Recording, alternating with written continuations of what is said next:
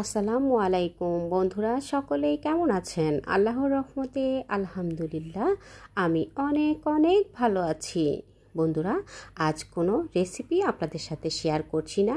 আজ আমি তৈরি করে দেখাবো আমি কিভাবে সারা বছরের জন্য মশলা সংরক্ষণ করি।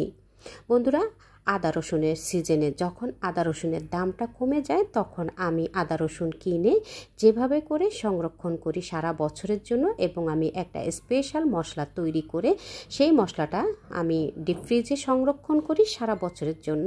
সম্পূর্ণ পদ্ধতিটাই আপনাদের সাথে শেয়ার করব। বন্ধুরা, আশা করছি সম্পূর্ণ রেসিপিটা, সম্পূর্ণ ভিডিওটা দেখে নেবেন এবং আশা করছি আপনাদের কাছে এই ভিডিওটা খুব ভালো লাগবে। বন্ধুরা, যখন সিজনে আদা রসুনের দাম কমে যায় আমি তখন আদা রসুন কিনে এভাবে করে রাখি, এবং এভাবে কেটে আমি এখানে হাফ কেজি আদা নিয়েছি এবং হাফ কেজির মতো পেঁয়াজ নিয়েছি, রসুন নিয়েছি 250 গ্রাম। এভাবে করে নিয়ে আমি আদা রসুন এবং পেঁয়াজটাকে একসাথে করে ব্লেন্ড করে নেব। বন্ধুরা, আপনারা চাইলে শিলপাটাতে বেটেও কিন্তু পেস্ট তৈরি করে নিয়ে একইভাবে সংরক্ষণ করতে পারেন সারা বছরের জন্য। বন্ধুরা, আমরা সব সময় কিন্তু এখন দৈনন্দিন কাজে সকলেই কিন্তু ব্যস্ত হয়ে পড়েছি। এই ব্যস্ততম সময়ে যদি আমরা কিছুটা কাজ আগের থেকে রেডি করে রেখে দিই তাহলে আমাদের রান্না করাটাও কিন্তু অনেকটাই সহজ হয়ে যাবে। তো আমি কিছুটা আদা রসুন এবং পেঁয়াজ একসাথে দিয়ে কিছুটা পানি দিয়ে ব্লেন্ড করে নিয়েছি, এরকম একটা মিহি পেস্ট তৈরি করে নিয়েছি। বন্ধুরা, আপনারা চাইলে এই পেস্টটা কিন্তু শিলপাটাতে বেটেও কিন্তু একই প্রসেসে এই আদা রসুনটাকে সংরক্ষণ করতে পারেন। এখন আমি আইস কিউবে এভাবে করে একটু একটু করে আদা রসুনের পেস্ট কিউবে দিয়ে এরপর আমি আইস করে নেব। 6-7 ঘন্টা ডিপ ফ্রিজে রেখে দিলেই কিন্তু এই আদা রসুনটা সুন্দরভাবে আইস হয়ে যাবে। তারপর আমি খুলে নিয়ে এরপর এয়ারটাইট বক্সে ভরে অথবা জিপলক প্যাকেটে ভরে এই আদা রসুনটাকে আপনারা সারা বছরের জন্যই কিন্তু সংরক্ষণ করে রেখে দিতে পারেন। তো এভাবে করে 6-7 ঘন্টার জন্য আমি রেখে দেব এবং 6-7 ঘন্টা পরে আমি বের করে এরপর আমি দেখুন বন্ধুরা, 6-7 ঘন্টা পরে বের করে নিয়েছি। সুন্দরভাবেই কিন্তু আইসটা জমে গেছে, আদা রসুনটা সুন্দরভাবে জমে গেছে। এভাবে করে আপনারা আপনাদের যতটুকু প্রয়োজন ঠিক ততটুকু ব্যবহার করতে পারেন। এতে কিন্তু আদা রসুনটা নষ্ট হবে না, অনেক দিন পর্যন্ত আপনারা একইভাবে আদা রসুনটাকে সংরক্ষণ করে ফ্রোজেন করে রেখে দিতে পারেন। এতে করে অনেক কাজ কিন্তু সহজ হয়ে যাবে। যখন আমরা রান্না করব, রান্না করতেও কিন্তু সহজ হয়ে যাবে। তো বন্ধুরা, দেখুন আমি একইভাবে আগের থেকে কিছু আইস করে রেখেছি আদা রসুনের পেস্টটাকে এভাবে করে আইস কিউবে রেখে বরফ করে নিয়ে এরপর আমি এয়ারটাইট বক্সে ভরে রেখে দিয়েছি। তো একইভাবে আমি আবারও রেখে দেব 6-7 ঘন্টার জন্য। এভাবে যদি আমরা কিছুটা কাজ এগিয়ে নিই তাহলে কিন্তু আমাদের রান্না করতে অনেক সহজ হবে। দ্রুতই কিন্তু আমরা রান্নার কাজটা সেরে নিতে পারবো এবং আমাদের অনেকটাই সাশ্রয় হবে। যখন আদা রসুনের দাম বেড়ে যায় তখন কিন্তু আদা রসুন কিনতে অনেকটাই বিরক্তিকর ব্যাপার হয়ে যায়। তো এভাবে যদি যখন আদা রসুনের দাম সিজনে কমে যায় তখন এয়ারটাইট এভাবে করে আদা রসুন পেস্ট করে নিয়ে এরপর আমরা ডিপ ফ্রিজে সংরক্ষণ করে রেখে দেই। এই ডিপ ফ্রিজে এভাবে করে সংরক্ষণ করে রেখে দিলেই কিন্তু এই আদা রসুনটা অনেক দিন পর্যন্ত ভালো থাকবে এবং সারা বছর আপনারা একইভাবে রেখে আপনারা ব্যবহার করতে পারেন। তো বন্ধুরা, এইভাবে করে আমি এয়ারটাইট বক্সে ভরে সংরক্ষণ করে রেখে দেব। আর আমি এখন তৈরি করে দেখাবো একটা স্পেশাল মশলা। এই মশলাটাও কিন্তু আমি সারা বছরের জন্য সংরক্ষণ করি। এখানে আমি হাফ কেজি পেঁয়াজ নিয়েছি, হাফ কেজি রসুন এবং 250 গ্রাম হাফ কেজি আদা এবং 250 গ্রাম রসুন নিয়েছি, বাদাম নিয়েছি 3 রকমের, আর নিয়েছি আমি টমেটো নিয়েছি, শুকনো মরিচ আর দিব কাঁচা জিরা।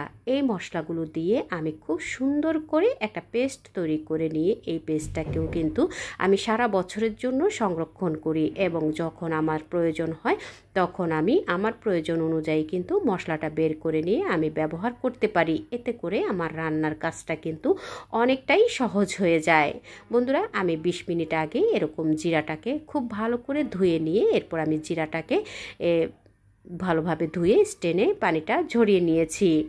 মরিচটাকে বোটাসহ আমি ভিজিয়ে নিয়েছি। একটু গরম পানি দিয়ে ভিজিয়ে নিলে খুব দ্রুতই কিন্তু মরিচটা ভিজে যাবে এবং যখন আমরা ব্লেন্ড করে নেব তখন কিন্তু দ্রুত ব্লেন্ড পেস্ট হয়ে যাবে এবং আপনারা শিলপাটাতে বেটে নিলেও কিন্তু দ্রুত বেটে নেওয়া যাবে। সাথে আমি 3 রকমের বাদাম দিয়ে দিচ্ছি। আমি এখানে কাজু বাদাম, পেস্তা বাদাম এবং দিয়ে দিয়েছি চীনা বাদাম।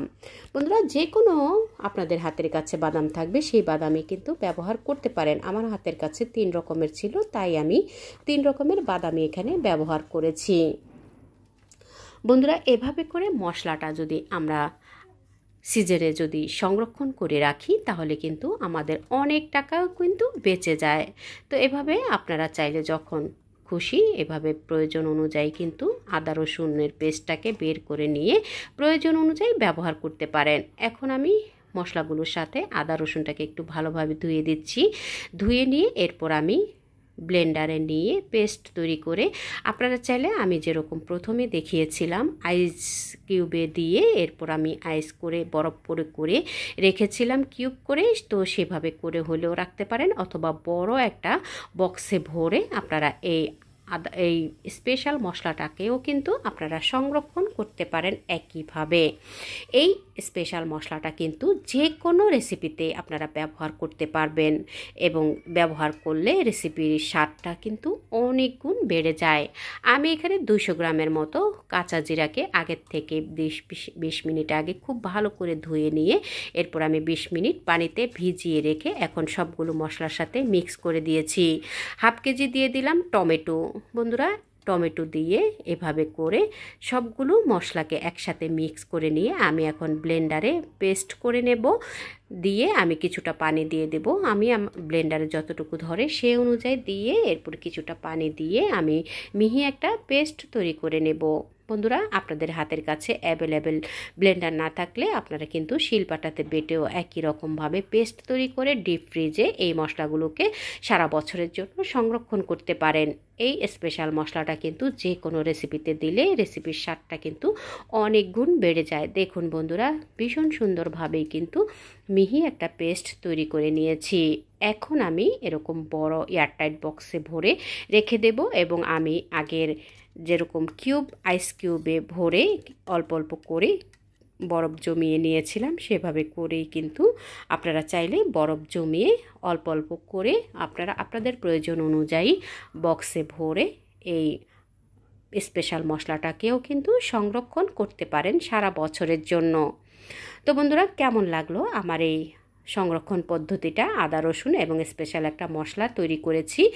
আমি এই মশলাটা কিন্তু সারা বছরের জন্য করে সংরক্ষণ করে রেখে দেই। এভাবে করে যখন আদা রসুনের সিজনে আদা রসুনের দামটা কমে আসে তখন আমি এভাবে করে সারা বছরের জন্যই কিন্তু সংরক্ষণ করি। যখন দাম বেড়ে যায় তখন কিন্তু আর আমার আদা রসুন বাহির থেকে কিনতে হয় না, ঘরে সংরক্ষণ করাটাই কিন্তু আমি ব্যবহার করতে পারি সারা বছর। তো বন্ধুরা এভাবে করে আইস কিউবে ভরে আপনারা চাইলে ব্যবহার করতে পারেন অথবা চাইলে সবগুলো একসাথে একটা এয়ারটাইট বক্সে ভরে রেখেও কিন্তু আপনারা ডিপ ফ্রিজে সংরক্ষণ করতে পারেন। বন্ধুরা আমার এই সংরক্ষণ পদ্ধতিটা যদি আপনাদের কাছে কোনো অংশে একটু হলেও ভালো লেগে থাকে প্লিজ বন্ধুরা আপনারা আপনাদের টাইমলাইনে শেয়ার করে দিয়ে আপনাদের ফ্যামিলি ফ্রেন্ডসকে দেখার সুযোগ করে দেবেন। আশা করছি সকলেরই কিন্তু এই আইডিয়াটা কাজে লাগবে এবং সকলেই কিন্তু উপকৃত হবেন। যখন সিজনে আদা রসুনের দামটা কমে আসে তখন আপনারাও চাইলে এভাবে করে আদা রসুন ফ্রোজেন করে ডিপ ফ্রিজে ফ্রোজেন করে আপনাদের প্রয়োজন অনুযায়ী ব্যবহার করতে পারেন। বন্ধুরা ভিডিওটা যদি কোনো অংশে একটু হলেও ভালো লেগে থাকে প্লিজ বন্ধুরা কমেন্টস করে জানাবেন। আপনাদের সুন্দর সুন্দর কমেন্টস পড়ে আমি নিত্য নতুন রেসিপি ভিডিও তৈরি করতে ভীষণ উৎসাহিত হই। তো বন্ধুরা দেখা হবে পরবর্তী কোনো রেসিপি কিংবা ভিডিওর সঙ্গে। সে পর্যন্ত সকলের সুস্থতা কামনা করছি। ভালো থাকবেন, সুস্থ থাকবেন, নিরাপদে থাকবেন। আমার ও আমার পরিবারের জন্য দোয়া করবেন। আমার এই ভিডিওটা আপনাদের যদি কোনো অংশে একটু উপকৃত হয়ে থাকেন প্লিজ বন্ধুরা আপনারা আপনাদের টাইমলাইনে শেয়ার করে দেবেন, আপনাদের ফ্যামিলি ফ্রেন্ডসকে দেখার সুযোগ করে দেবেন। দেখা হবে পরবর্তী রেসিপিতে।